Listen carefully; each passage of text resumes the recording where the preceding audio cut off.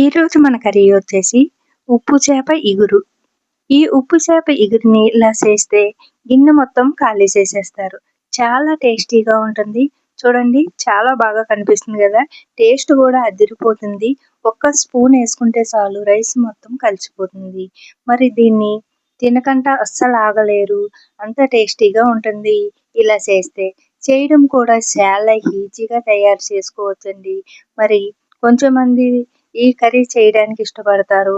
కానీ ఇంకా ఉప్పు చేపలంటేనే తెచ్చుకుంటే ఇల్లంతా వాసన వస్తుంది అనుకుంటారు. అలాంటి వాళ్ళు ఈజీగా స్మెల్ లేకుండా తయారు చేసుకునే విధానాన్ని ఇప్పుడు మన వీడియోలో అయితే చూసేద్దాము. ముందుగా 2 చేపలనైతే నేను మార్కెట్ నుంచి ఇలా తీసుకొచ్చుకున్నాను. చూడండి వీటిని మీ దగ్గర ఏమని పిలుస్తారో కామెంట్ చేయండి. మేమైతే వీటిని పట్టి చేపలని అంటాము. ఇలా తీసుకొచ్చుకున్న ఈ చేపల్ని సైడ్లు అలాగే తల, తోక కట్ చేసి శుభ్రంగా ఇలా ముక్కల కింద కట్ చేసుకోవాలి. ఇక్కడ చూపిస్తున్న విధంగా. నాకు 2 చేపలకి ఇలాగా ఇన్ని ముక్కలైతే వచ్చినాయి.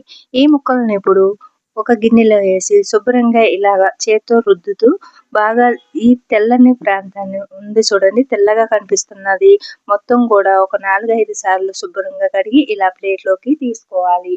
ఇప్పుడు దీనికి ఒక 4 మీడియం సైజు ఉల్లిపాయలని తీసుకున్నాను సన్నగా కట్ చేసి. అలాగే ఒక 3 టమాటాలు బాగా ఎర్రగా పండిన టమాటాలను తీసుకున్నాను. ఒక రమ్మ కరివేపాకు, కొద్దిగా కొత్తిమీర, 4 పచ్చిమిర్చిని తీసుకున్నాను. అలాగే మీరు కర్రీని తయారు చేసే దాన్ని తీసుకున్న దాన్ని బట్టి మనకి ఎక్కువ కావాలి అనుకుంటే ఎక్కువ ఉల్లిపాయలని తీసుకోండి. అలాగే ఇప్పుడు ఇవన్నీ రెడీ చేసి పెట్టుకున్నాక ముందుగా ఒక గిన్నె తీసుకుని స్టవ్ పై పెట్టి స్టవ్ ఆన్ చేసుకుని ఒక 4 టేబుల్ స్పూన్లు నూనె వేసుకోవాలి. నూనెలోని ముందుగా ఈ చేప ముక్కలను వేసి వేపించుకుందాము. ఇక్కడ చూపిస్తున్న విధంగా ఇలా చేప ముక్కలని వేపించడం వల్ల మనకి కర్రీకి టేస్ట్ ఉండడమే కాదండి, చేప ముక్కలు ఇడిపోకుండా కూడా మనకి మంచిగా ముక్కలు ఏ విధంగా ఉన్నాయో అలాగే మనకి కర్రీలోకి బాగా కనిపిస్తాయి. అలాగే మనకి ఈ పట్టి సవడు ముక్కలని మనము ఇలా వేపించుకుని పెరుగన్నంలో కూడా నంచుకుని తింటారు కొన్ని చోట్ల.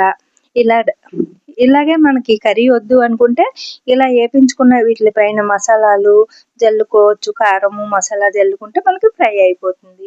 ఇలా కూడా చేసుకోవచ్చు. మరొక వీడియోలో మీకు ఫ్రై చేసి చూపిస్తాను.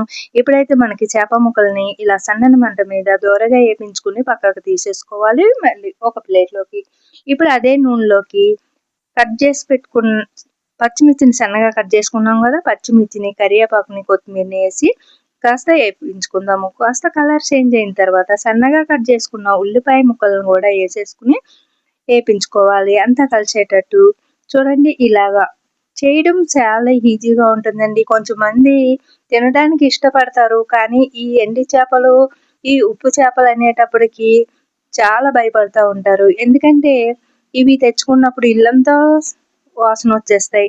అలాంటప్పుడు మనము ఏం చేయాలంటే మార్కెట్ నుంచి ఫ్రెష్ ఎండు చేపలని తెచ్చుకోవాలి.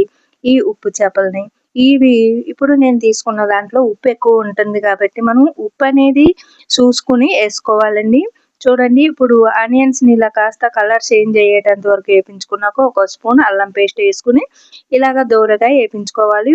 ఇలా ఉల్లిపాయలు ఇలా దోరగా వేగిన తర్వాత బాగా మగ్గిన టమాటాలు 3 కట్ చేసుకున్నాం కదండి, ఇవి కూడా వేసి బాగా మగ్గనిద్దాము ఉల్లిపాయ ముక్కలతో పాటు. చూడండి ఇలాగా బాగా మగ్గిన టమాటాలు వేసుకోవడం వల్ల మనకి గ్రేవీ వస్తుంది, ప్లస్ మనకి కర్రీ కూడా టేస్ట్ బాగుంటుంది. అలాగే కలర్ఫుల్గా కూడా కనిపిస్తుంది కదా, చూసారా చాలా టేస్టీగా ఉంటుంది టమాటా వేయడం వల్ల. ఇలా చూడండి ఇలా అంతా టమాటా మగ్గేటంత వరకు ఫ్రై చేసుకోవాలి. ఇప్పుడు దీనికిలోకి 1/2 స్పూన్ పసుపు, 1/2 స్పూన్ కారము. ఇంకా కారము అనేది మీరు తినేదాన్ని బట్టి వేసుకోండి. కారము మసాలాలు అనేవి ఒక్కొక్కరు స్పైసీ ఎక్కువ ఇష్టపడతారు కదా, ఒక్కొక్కరు తక్కువగా తింటారు కాబట్టి మీరు తినేదాన్ని బట్టి వేసుకోండి. అలాగే ఇక్కడ వచ్చేసి ఒక 1/2 స్పూను గరం మసాలా కూడా మనం ఇంట్లో తయారు చేసుకున్నదే వేస్తున్నానండి. ఈ గరం మసాలా కూడా వేసిన తర్వాత సాల్ట్ వచ్చేసి ఇక్కడ నేను 1/2 స్పూన్ తీసుకున్నాను. ఎందుకంటే ఈ చేపలు ఉన్నది సాల్ట్ చేపలు కాదండి, ఈ చేపల్లోని సాల్ట్ వేసినవి ఉన్నాయి కదా, ఇంకా అందుకని చెప్పి నేను సాల్ట్ తక్కువ వేసుకున్నాను. సరిపోకపోతే మనము కర్రీ రెడీ అయిపోయిన తర్వాత మనము వేసుకోవచ్చు లాస్ట్లోని. మరి ముందే మనము ఎక్కువ సాల్ట్ వేసేసామనుకోండి కర్రీ అంతా సాల్ట్ అయిపోతుంది. ఈ చేపలకి సాల్ట్ వేసి ఎండబెడతారు కాబట్టి మనము ఉప్పు అనేది తక్కువ వేసుకోవాలన్నమాట. వీటిని ఉప్పు చేపలు అంటారు కాబట్టి ఇందులో ఉప్పు అనేది ఉంటుంది.